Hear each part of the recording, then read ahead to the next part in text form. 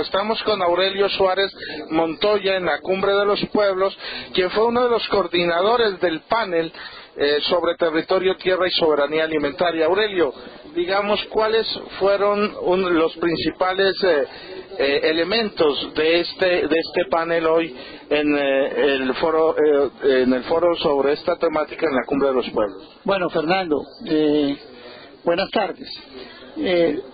El panel tuvo una representación muy variada. En primer lugar, participaron dirigentes indígenas como Aida Quilcue del Cauca, participaron delegados de Oxfam Internacional, dando una visión general de lo que se conoce como el fenómeno de acaparamiento o extranjerización de tierras en el mundo. Ha hablado también la señora Elena Galvez de Ecuador, mostrando la disputa que hay por las tierras rurales, digámoslo así, en Ecuador, entre las comunidades y los macroproyectos y los grandes proyectos de minería y de petróleo y el agronegocio, por supuesto.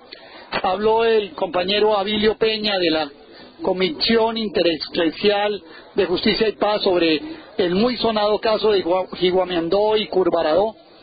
Y hablaron también delegados de las comunidades afrodescendientes de Cartagena. Y tuvimos la presencia de Manuel de la O. Sosa, de la Asociación Nacional de Agricultores Pequeños de Cuba. El panel en general llamó la atención sobre tres aspectos que me parece importantes. Primero, ese proceso mundial que se llama de acaparamiento o extranjerización de tierras, un proceso por el cual los grandes inversionistas, incluidos fondos especulativos, los grandes firmas multinacionales del agronegocio y gobiernos extranjeros están adquiriendo tierras por fuera de sus países o tomando tierras por fuera de sus países. En ese sentido, una relación de más o menos 1000 transacciones desde el año 2008 acá, cuya superficie podría sumar lo que es el territorio de Colombia, más Perú, más Ecuador, más Venezuela, más parte de Brasil. Eso es lo que se ha transado en territorios en los últimos 3 años en el mundo, según el balance que se nos presentó. En segundo lugar, en todos los otros participantes en el panel fueron contribuyendo de alguna manera a mostrar cómo esto afecta la soberanía alimentaria de nuestros países. El caso de Colombia es uno de los casos más graves. Colombia está importando el 95% del trigo, el 100% de la cebada, el 75% del maíz, el 90% del sorgo, el 90% de la soya, toda la lenteja, todo el garbanzo, toda la arveja seca. Es decir, el país es un país que está prácticamente alimentado desde afuera en lo que tiene que ver con cereales, oleaginosas básicas, exceptuando aceite de palma y, por supuesto, granos. Es un fenómeno casi generalizado también que se ha estado dando. Y finalmente, el último punto, que es un punto que me parece muy importante, se discutió el caso específico de la restitución de tierras en Colombia. En ese caso, pues por supuesto dejamos entendido de que el gobierno nacional no va a cumplir las metas de 160.000 reparaciones o restituciones que advirtió. Dejamos claro que a lo sumo podrá llegar a 11.000 restituciones, pero además aparece la idea, como dijo la dirigente indígena Aida Quilcue, de que Colombia cambió de cara pero no de modelo. La idea de que este proceso de restitución puede ir acompasado de esas demandas de grandes fondos de inversión por tierras. ¿En qué sentido?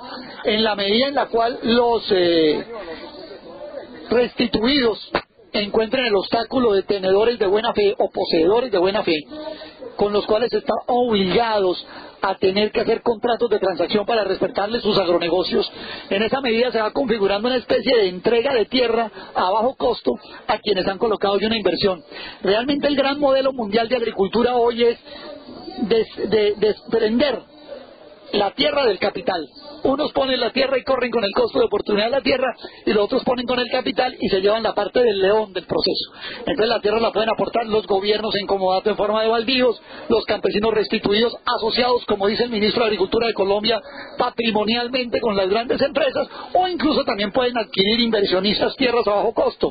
En este caso llamó la atención que en el mundo los fondos de pensiones de largo plazo de países del norte, de Estados Unidos y de Europa, adquieren tierras en estos países porque porque la única forma de mantener el activo a valor presente se logra con la valorización que van teniendo. No solamente debe hablarse de tierras para agricultura, sino también tierras para macroproyectos, tierra para hidroeléctricas, tierra para minería, tierra para petróleo, y sobre todo también se llamó la atención de la competencia por el agua. Y al final esto, Fernando, la competencia mundial en la agricultura se volvió la competencia mundial por quién le entrega a los inversionistas la tierra a un menor costo de oportunidad. Donde se les ofrezca, van allí a hacer el negocio en la forma como les señalaba. ¿Es un nuevo prototipo de colonización? Me parece muy pertinente la pregunta, porque señalamos que no se trataba solamente de un proyecto económico, sino también de un proyecto político, en la medida en la cual, como usted sabe, varios clásicos de la economía política lo han advertido.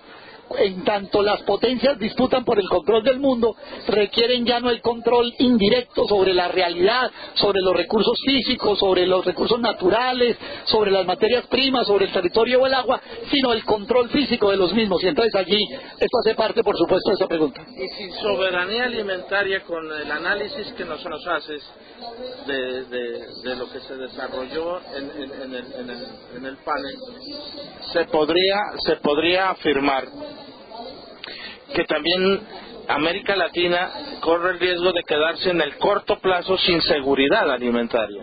Una de las informaciones que allí se nos suministró es que evidentemente en África hay mucho de esto ya, y en otros continentes, en Asia, pero advirtieron las personas que vinieron de organizaciones como Oxfam a ayudarnos en el panel, advirtieron que América Latina aparece como en la parte del mundo donde tiene menos, está más desregularizado, más descontrolada la posibilidad de que los extranjeros se apropien de tierras y territorios en este continente.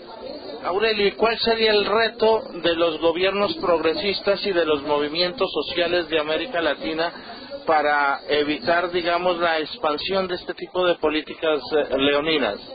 No puede ser sino sobre la base de una enorme oposición a esas políticas y a esas intenciones, porque fíjese usted que a pesar de todo, hoy en América Latina los países que más presencia tienen de esta extranjerización son Argentina y Brasil, países donde recientemente ha habido gobiernos alternativos.